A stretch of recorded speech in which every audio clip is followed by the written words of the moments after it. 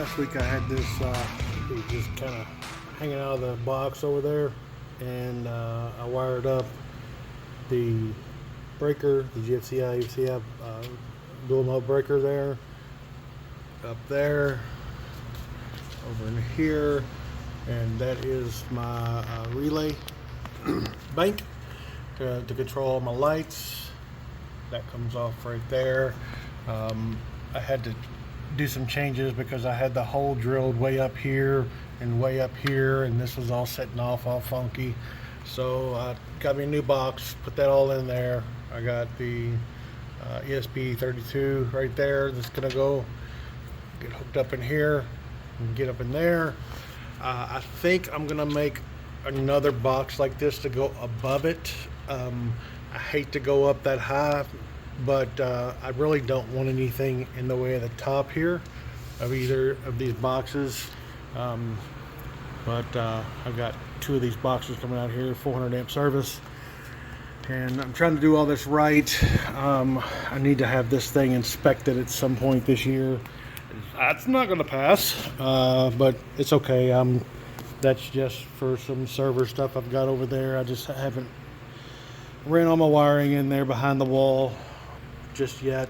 For that part, I added to it a little while back, and I haven't finished the thought. I think here in a little while I may go ahead and do my wing bits, because I got my part in for that. So and that's no longer any good. It was pricey and kept disconnecting, so I got rid of that junk.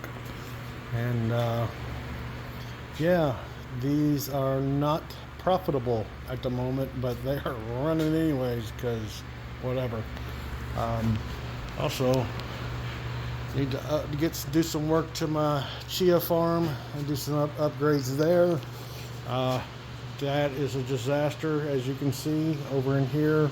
A lot of stuff still needs to be hooked up and gone through.